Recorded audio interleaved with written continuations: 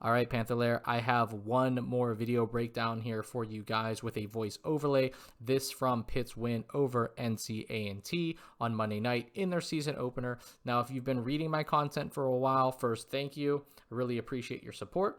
But second to that is you guys know that anytime I do a voice overlay, it's to detail out a variety of different things. And I think if you continue to read my content, that the voice overlays I provide will be more similar to this as opposed to just early impressions of players. But given that it was game one, given the nature in which Pitt won, and the fact that I just wanted to celebrate the, doing this again for another season, always appreciative that I have a place to do this on Panther Lair, that I'm giving you guys this entire breakdown of voice overlays.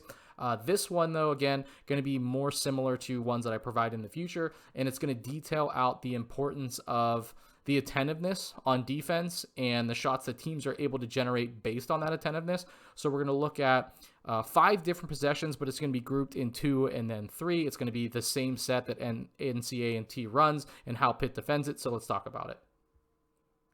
So this is going to start with a dribble handoff into a high ball screen, pass up top here for a high ball screen. And you're going to see that Lowe trails this ball screen a little bit more than I think he would like. And this ball handler is able to string this out longer. What this usually means for the defense, right, is because now you're put in a position of help, is Austin is going to have to tag high. I think Pitt was pretty consistent with this. I think these can always be a little bit more purposeful, of course, but he's going to tag high, but it really means that Bub is going to have to be in help a lot longer because this is strung out. And then any good player at the Division I level is going to know that because of this, and this happening in the middle of the floor and help not coming out of the strong side, that this is exactly where the help's going to be, and this is where the open player is going to be. So you can see that this doesn't turn into a converted basket, and Carrington does a pretty good job closing out here. But most teams are going to probably be able to make this shot, maybe every other time, given that it's open. So let's look a little bit further into the game. Now, to be fair, this is not like an indictment on Lowe in any way. It was probably one of his first defensive possessions coming out of the media timeout in which he subbed in. I think he still tried to fight over hard of the screen. But again, we're really kind of just detailing out how teams generate looks based on those things. So possession, just, a couple minutes later, same action here, right? We're going to see the same flow high ball screen, a little bit different personnel. But you're going to see Guillermo again tries to kind of meet the ball handler at the screen. But look where Lowe is this time. He is now on the hip. He is going to deter this all by himself, even though Guillermo's in a good defensive position. This means that Leggett isn't going to have to be in help nearly as long. And so decent tag here by Jorge. Guillermo's going to meet this guy anyways, but the drive's already over. This is already over, and you can see Leggett already knows, hey, I can get back to my assignment. So he turns the ball handler away into the length of Jorge, which is not ideal, and this ends up being a reset. So you could just kind of see the differences between getting over the screen and what that can cause for the play.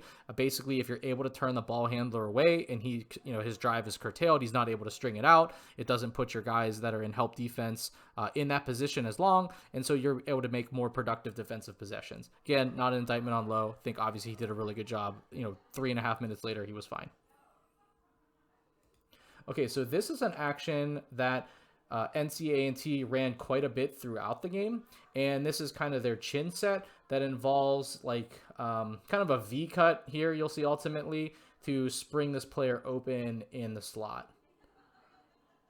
So you see this is the chin action defined by a slot to slot pass, and then this is the chin screen. So this is going to be the back cut, but he's going to V cut off it. Now, the important thing is Guillermo does a good job of pushing off and allowing there to be space for Lowe to navigate through.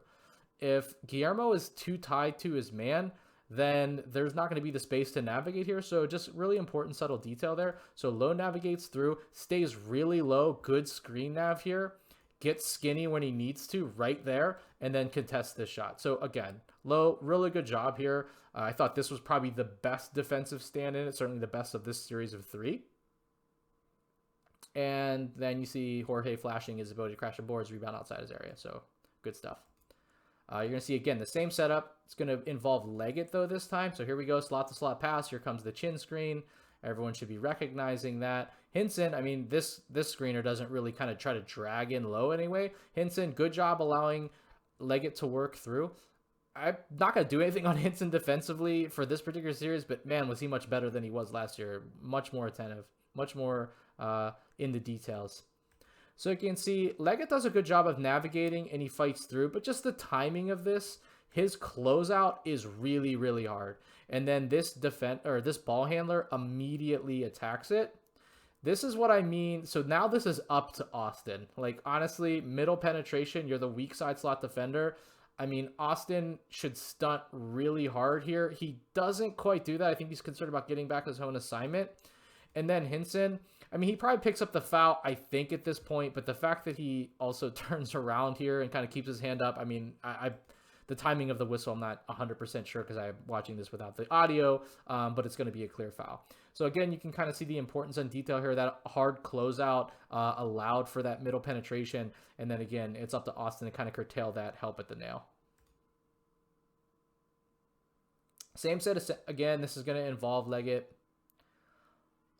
You're going to see there was the slot-to-slot pass. Here comes the chin screen. Again, so this time the route has to be a little bit different because Leggett's man looks like he's just going to dive towards the rim, right? So instead of kind of V cutting back out here, or maybe this off-ball player here just does a much better job with his cut because he sinks into the level of Federico, so that kind of really doesn't allow this middle navigation. Had he just done the V cut here a little bit behind his man, I think Leggett just navigates and comes around, but he does a much better job getting in deeper before he cuts back out, which forces Leggett kind of around Federico. So because of that, again, there's a really, really hard closeout, and the ball handler is now able to attack middle. The only thing here is, one, Jeffress does do a much harder stunt, and also Federico is going to swallow this up because he's Federico. And so by the time this player picks up his dribble from kind of the combination of stunting and the fact that Federico's right in front of him, this just gets swallowed up, and then it ends up in an NC A&T player's hands, but Federico blocks it on the backside. So I think overall, I mean, the main thing I'm trying to highlight here is just teams are able to generate good looks off of, you know, kind of how the defense plays. So getting over screens to get back in front is a huge emphasis, but also kind of the responsibilities of the help. So again, this is going to be something I talk about all season, just giving you guys a little flavor of that now because most of the voice overlays try to detail out things like this. So hopefully this is something you enjoy. Please let me know in the comments section. Overall, hope you guys enjoyed this all voice overlay breakdown for their first game. And again, appreciate guys all your support.